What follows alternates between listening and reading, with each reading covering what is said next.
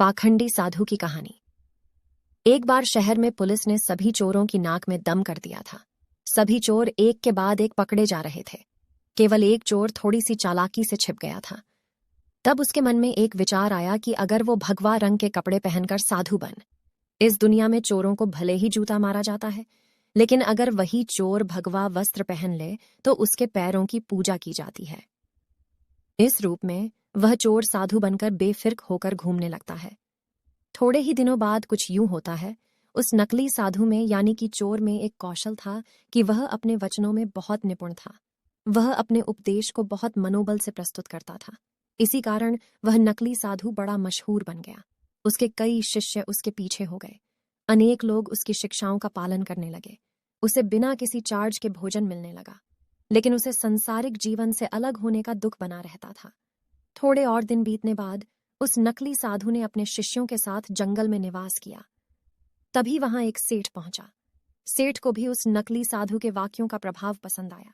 साधु से मिलकर जब सेठ अपने घर पहुंचा, उसे एक विचार आया। वास्तव में सेठ के मन में एक दुविधा थी। उसके पास बहुत सोना था, लेकिन चोरों के डर के कारण वह अपने घर में उसे रखने का साहस नहीं कर सकता था। उसने सोचा, क्यों न यह सोना साधु के आश्रम में रख दिया जाए, क्योंकि साधु को कभी कोई मोहमाया की परवाह नहीं होती। वे तो भगवान की भक्ति में खोए रहते हैं।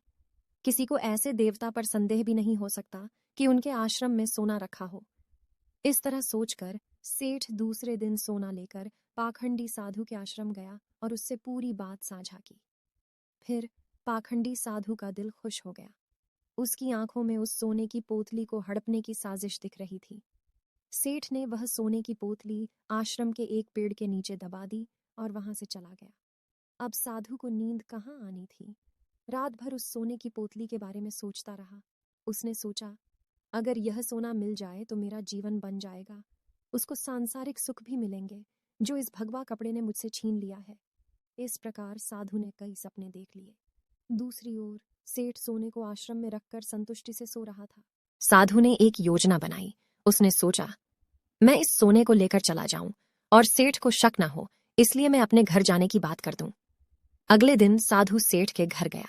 सेठ के पास एक व्यापारी बैठा था। साधु की आगमन देखकर सेठ खुशी से उछल पड़ा और कई पकवान बनाकर खिलाया। साधु सेठ से अपने जाने की बात कहता है, जिस पर सेठ दुखी होकर उसे रोकने की कोशिश करता है, लेकिन साधु कहता है वो एक संत है जिसकी कोई स्थानिकता नहीं है। वह लोगों को मार्गदर्शन देने के लिए घूमते हैं। इस पर साधु बाहर निकलता है और जानबूझकर सेठ के घर से एक तिनका उठा लेता है। थोड़ी देर बाद साधु वापस आता है, जिसे देखकर सेठ पूछता है कि वह क्यों वापस आया। तब साधु कहता है, आपके घर का यह तिनका मेरी धोती में लटक कर मेरे साथ चला जा रहा था, इसलिए लौटाने आया हूं। सेठ हाथ जोड़कर कहता है, इसकी क्या जरूरत थी। तब साधु कहता है, इस संसार की किसी वस्तु पर संत का कोई हक नहीं होता। फिर अपनी बातों से सेठ को मोहित कर देता है और चला जाता है।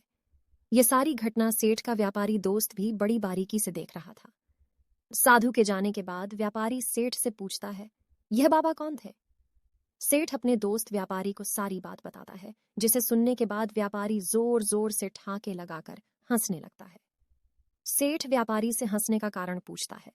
तब व्यापारी समझाता है कि यह कोई बाबा नहीं हो सकता, यह जरूर कोई ठग होगा जो तुम्हें लूट कर ले गया। ढोंगी साधु के बातों के जाल में फंसे सेठ को उसकी बातों पर विश्वास नहीं होता। व्यापारी कहता है कि अगर तुम्हें मेरी बातों पर भरोसा नहीं है तो जाओ, जाकर देखो, जहां तुमने सोना गाड़ा है वहां तुम्हें अब कुछ नहीं मिलने वाला। सेठ और व्यापारी उसी जगह जाते हैं जहां सेठ ने सोना दबाया था। खुदाई करने पर वहां कुछ नहीं मिलता, जिसे देखकर सेठ छाती पीटकर रोने लगता है। व्यापारी सेठ को समझाता है कि अभी विलाप करने का समय नहीं है, जल्द से जल्द हमें पुलिस को बताना चाहिए, क्योंकि अभी भी साधु ज्यादा दूर नहीं गया होगा, उसे पकड़ा जा सकता है। इसके बाद सेठ और व्यापारी ने पुलिस को बताया और पुलिस ने पाखंडी साधु को पकड़ लिया। इसके बाद सबको पता चला कि यह कोई सिद्ध बाबा नहीं था, वरन महान चोर जिसने अपनी बातों का जादू चलाकर लोगों को ठगा था। वह भगवा वस्त्र पहनकर घूम रहा था ताकि पुलिस से बच सके। सोने की पोटली मिलने के बाद सेठ की आत्मा में सुख की ज्योति जली। सेठ व्यापारी से पूछता है कि उसको कैसे पता चला कि साधु पाखंडी था।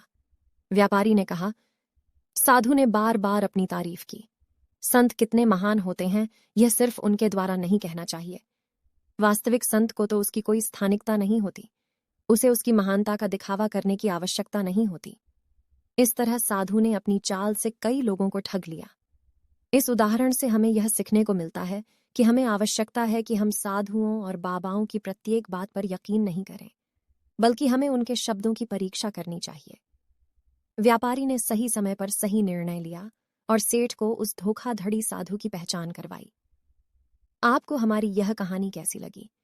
हमें कमेंट करके जरूर बताएं और ऐसी और कहानियों के लिए हमारे चैनल हिंदी कहानी AI को जरूर सब्सक्राइब करें। धन्यवाद।